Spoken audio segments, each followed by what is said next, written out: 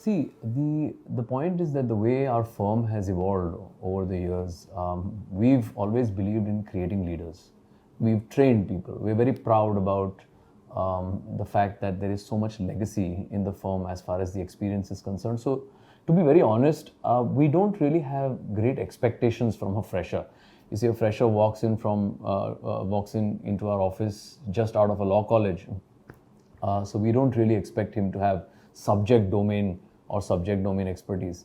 The thing is, what we really want from a fresher is absolute confidence. Confidence in himself or herself, the way they carry themselves. And all the yardsticks I have always maintained at the time of conducting interviews is that the candidate must have confidence in himself or herself. The fact that they are ready to learn, they are ready to be amenable to different circumstances, because as much as glamorized this whole white collar crime industry seems like, it's a very, very high pressure job. You need to have odd times, you need to be working with people who are not probably in the right state of mind. So I think these are the parameters that we check in a fresher, because is the fresher willing to learn, is the fresher willing to give in time and effort and do the odd things that usually students probably might not want to do, because there is so many different options available in the market as far as sophisticated law firms are concerned. So when they come in, they have to go to the courts, they may have to go with the clerks, they have to do a lot of filing, understanding behind the scenes what really happens behind the whole glamour. So basic yardstick is for a fresher, according to me, and that's what we maintain, is to be flexible and be fluid. If that is one ability, if the fresher demonstrates in the first interview, I think that's a great yardstick for us to step in.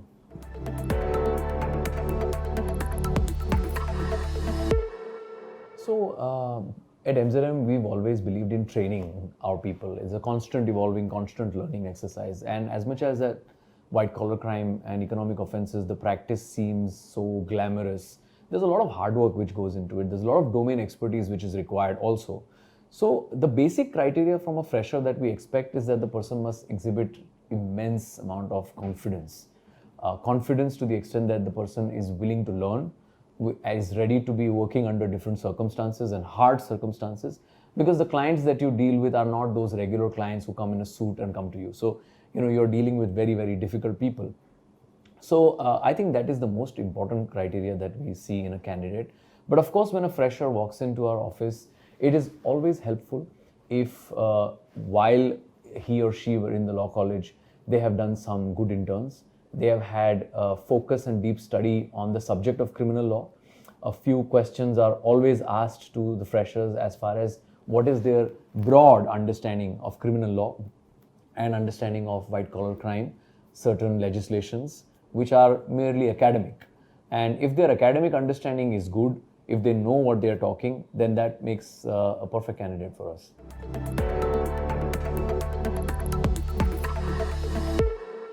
Communication is very important. I think moving forward as we are growing, we started in 2005, the very small team, and now we are about close to 55 lawyers. So at this point of time, the yardsticks have changed. I mean, 5 years ago, probably things would have been different. Now the yardsticks have changed. We are very, very clear about the kind of people who we want to be associated with. The young blood has to have a lot of passion in them. They have to have great communication skills. We are very, very interested to work with young people who have done multiple internships in relative work atmosphere.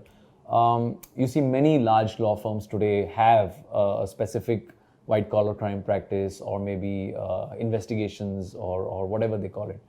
But the thing is that we focus on candidates who have had ground level experience with trial lawyers, or who have worked with counsels, or who have worked with preparation in bails. So those are the basic skill sets that we really look for in a candidate who's really interested to work in the white collar crime space. Yeah.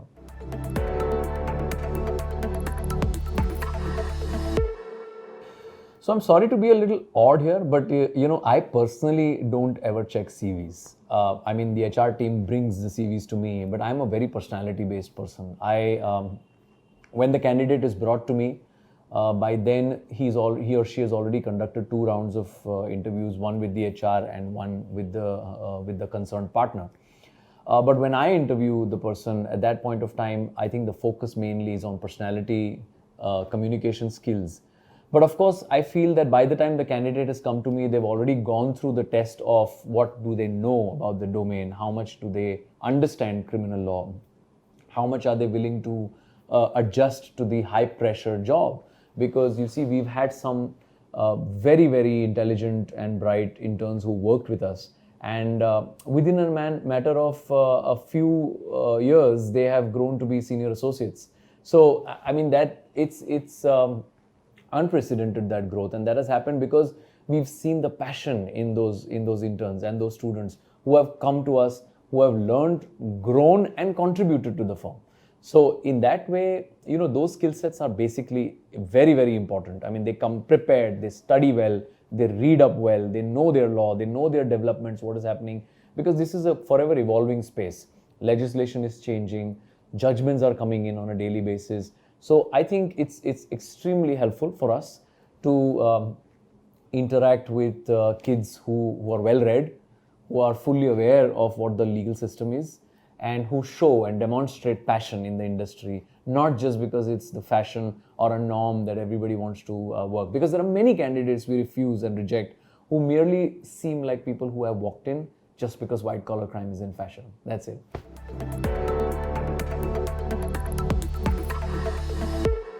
So one advice to your viewers, students, young lawyers, or whoever wants to get into this space is that there's a very thin line between confidence and overconfidence.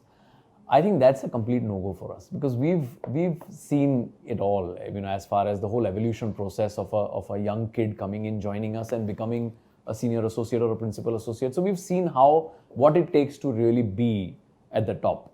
I think the real no-no for us is when a candidate walks into our office with overconfidence.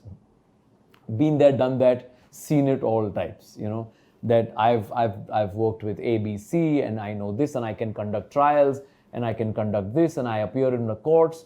I know all the law and I know everything. So that to me, even though the person would be 80% relevant to what he's saying, is a no-no to me. Because I think the most important criteria when you walk into an institution or walk into an office is to identify whether you will get the space to learn. The number one thing is learning. Like even if I, at this stage of my life, when I meet law firms all over the world, when I go to a Quinn Manual or a bigger law firm, merely for an academic understanding, I'm always willing to learn. There's always when you step into somebody's organization, you must know whether it's a job, whether it's a meeting, whether it's just understanding. The idea is that what am I going to learn here? So I think that is very important criteria, which I see. This could not be a conventional method. I think some people enjoy this false confidence, and not me, and not our organization. We go to the core of the person as to what is the real merit the person has. That's most important for us.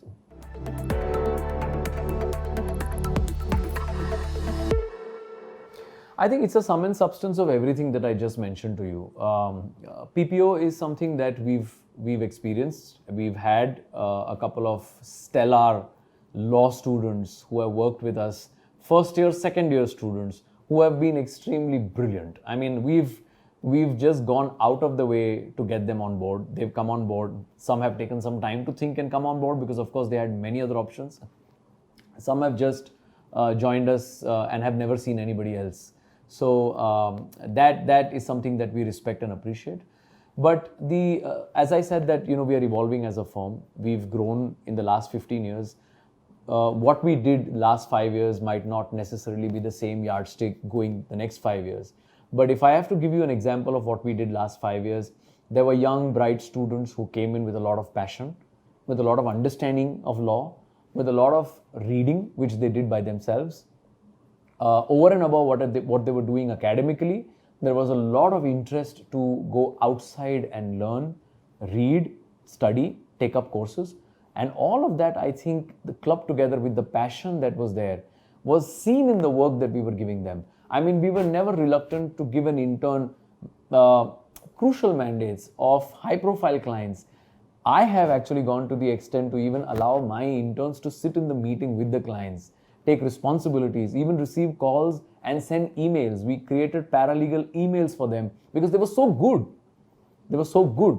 So, you move one step forward, and we as a firm have always welcomed core best fresh talent, and then we celebrate it, because then we are happy to have them come on board, and then make them as permanent members. They grow. One of such student has grown to become a senior associate in our firm, who has had the privilege to even travel around the world with me, with other partners, meet some important clients, something that I don't think any other firm would offer. I mean, he keeps telling me that his students, his colleagues have never met any client actually, and they've always been doing back office work, whereas this is a 3-year-old lawyer who's moved into a senior associate space only because of stellar performance, and that's the reason why we celebrate that.